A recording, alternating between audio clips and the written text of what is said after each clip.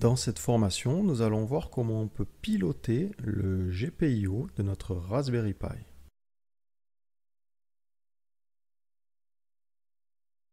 Je suis sur la page d'accueil du site raspberrypi.org. Je me dirige vers la documentation.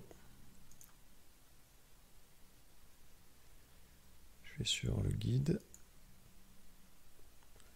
Et là, j'ai une entrée pour le GPIO. Alors avant de commencer, je suis allé sur Wikipédia où on nous dit qu'un port GPIO, ça se traduit littéralement par entrée-sortie pour un usage général. Alors ça ne nous aide pas trop. Pour simplifier, on va dire que ça permet à notre carte, donc ça permet au Raspberry de communiquer avec d'autres circuits électroniques.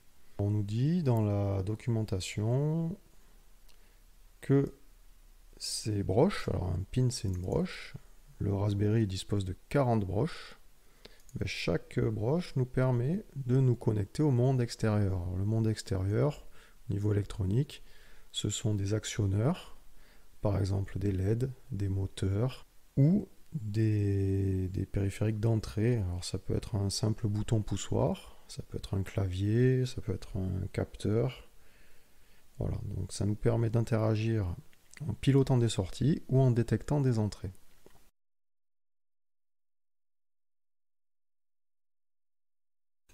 Ce GPIO, il contient beaucoup de broches, 40. On va essayer de se repérer un petit peu dans la numérotation des broches et dans les fonctionnalités des broches, puisque chaque broche ne peut pas tout faire.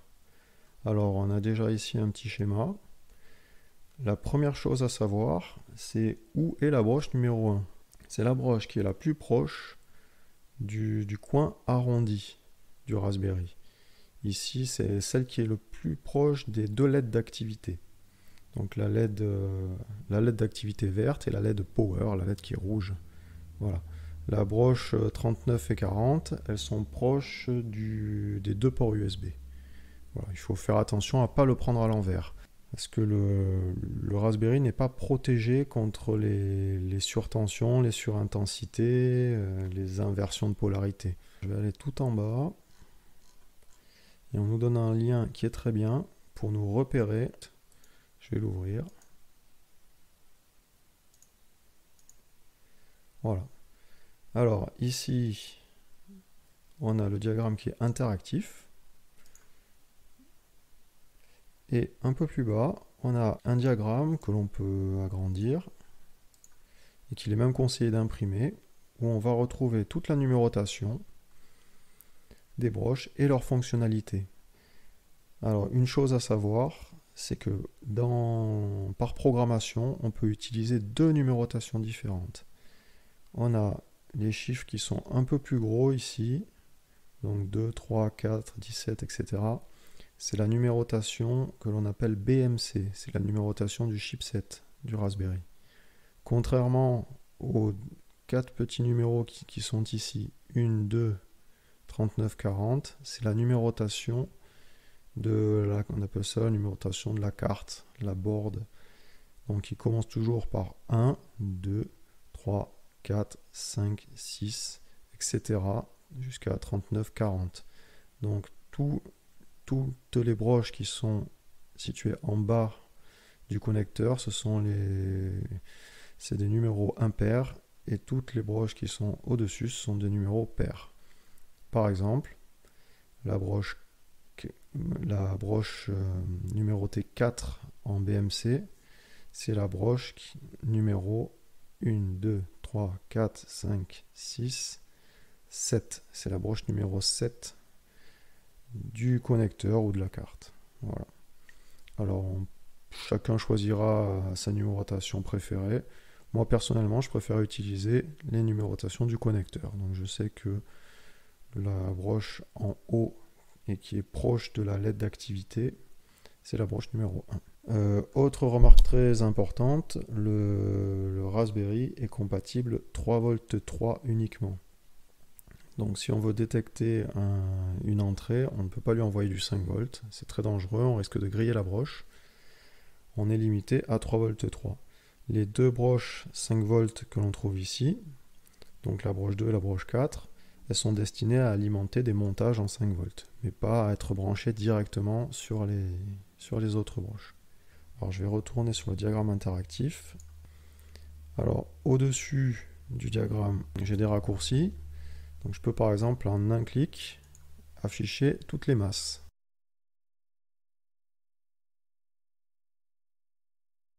On va aller voir maintenant comment on peut piloter le GPIO en Python. Donc pour cela, je vais sur PyPy, qui permet d'installer des packages. Et je vais faire une recherche, alors avec RPI, GPIO. Donc il y a deux modules en Python. Donc RPI, GPIO. Et un autre qui doit s'appeler GPIO 0. Il est là.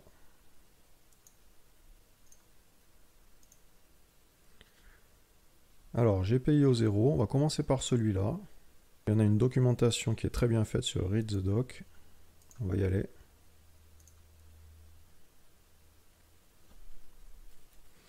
Alors, c'est une bibliothèque qui est très volumineuse.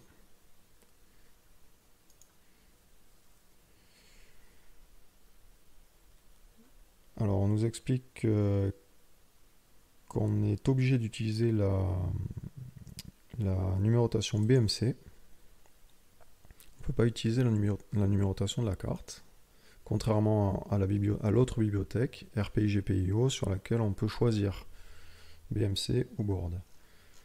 Voilà. Donc on a un petit exemple ici, et sur la gauche, on a directement le menu là qui nous permet de naviguer entre les fonctionnalités du module. Donc par exemple, on a une bibliothèque pour piloter des LED. Donc là, on déclare directement, on a une classe LED. Voilà, on peut piloter des LED variables. On a directement des classes pour gérer les boutons. Voilà, pour gérer par exemple les barres graphes, etc.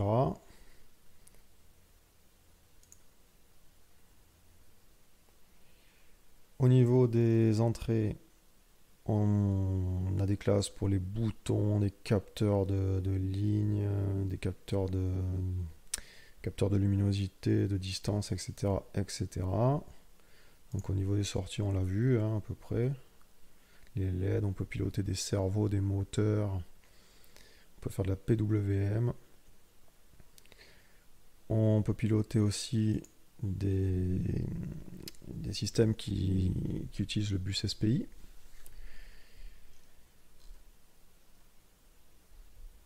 Voilà, alors je ne vais pas m'étendre sur cette bibliothèque qui est juste énorme.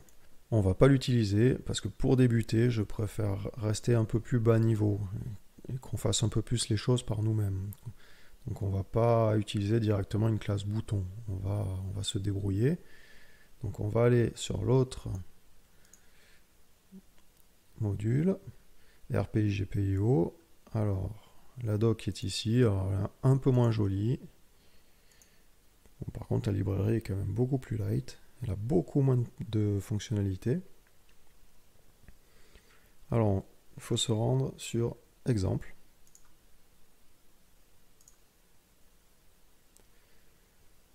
Et on peut commencer par la basique. Voilà, donc on nous donne de quoi démarrer avec la doc. Donc on va regarder ça de suite. Donc on nous explique grosso modo comment configurer des broches en entrée ou en sortie. On peut utiliser des groupes de broches. Voilà, donc on voit qu'on est déjà arrivé en bas de la documentation. On a la doc sur les entrées.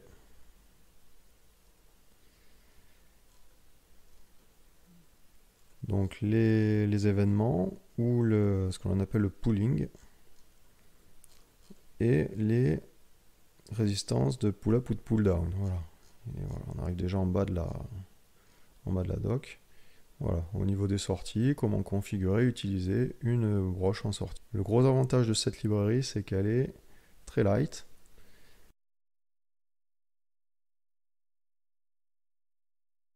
On va commencer de suite à l'utiliser. Donc pour cela, je vais me connecter à mon Raspberry en SSH. SSH-X. Je vais lancer des programmes avec une fenêtre graphique.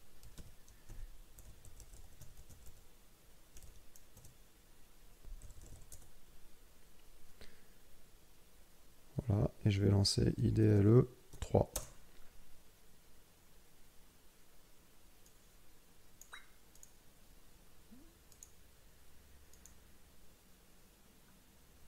Donc je crée un nouveau fichier. Je vais l'appeler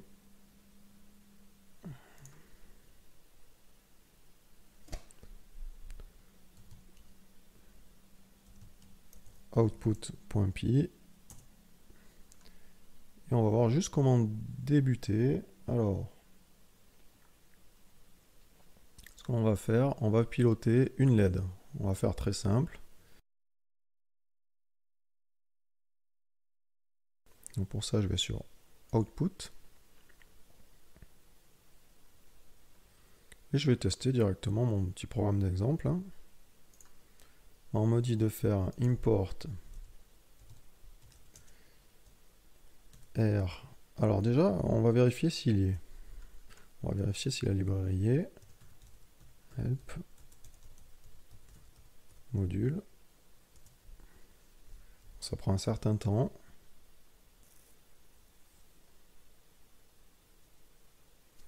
Déjà, je vois là, je vois RPI qui vient de passer. Donc le module est installé.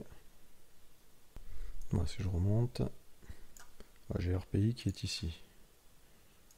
Allez, donc on va faire un import de rpi.gpio.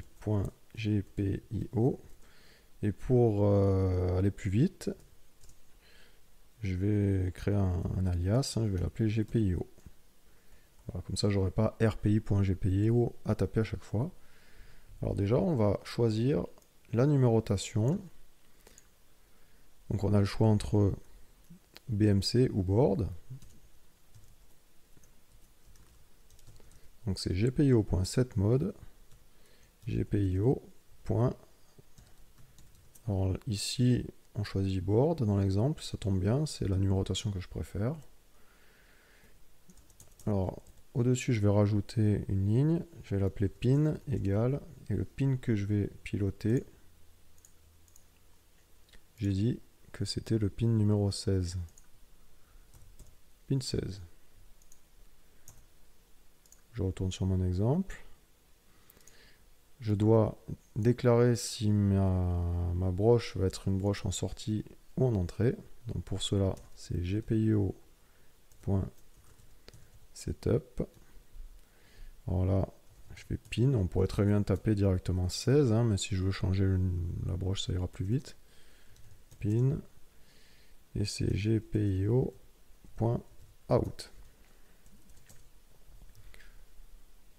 Alors je vais faire un programme très impressionnant. Je vais faire clignoter la LED. Alors je vais faire une boucle, mais avant ça je vais faire un import de time. While 1. Alors je vais allumer la LED. Alors j'ai plusieurs possibilités. Donc gpio.write pour lui envoyer du 3v3. J'ai 1, ouvrez.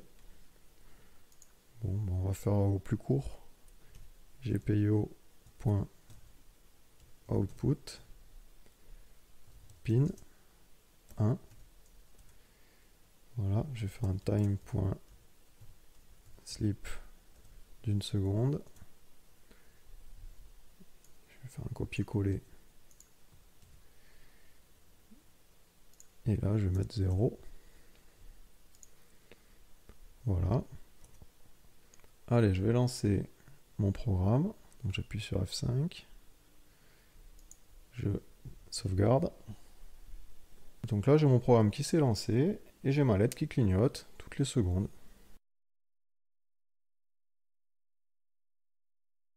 quitter le programme, je fais CTRL-C. Voilà. Par contre, là j'ai ma LED qui vient de rester allumée. Alors on nous dit, alors juste en dessous, on nous explique comment utiliser plusieurs broches en même temps. Donc on va pas le faire, je vous laisse le soin d'essayer. On nous dit que c'est quand même bien de nettoyer un peu le programme avant de quitter avec la fonction cleanup.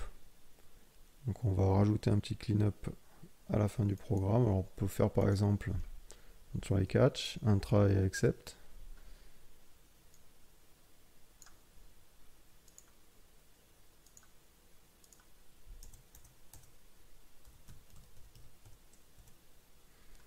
Là je fais un gpio.cleanup et on va relancer. Tiens, je vais changer la tempo, comme ça on verra mieux. 3.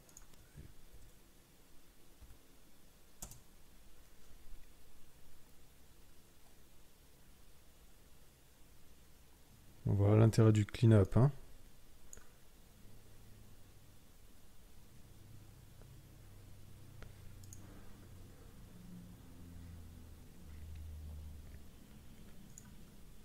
Alors pendant que la LED est allumée, j'arrête le programme.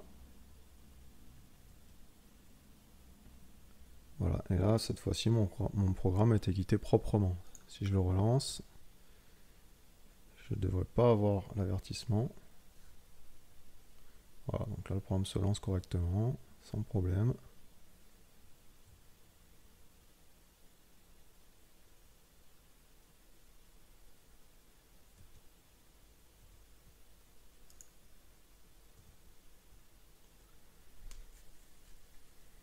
Donc voilà pour cette rapide présentation des sorties.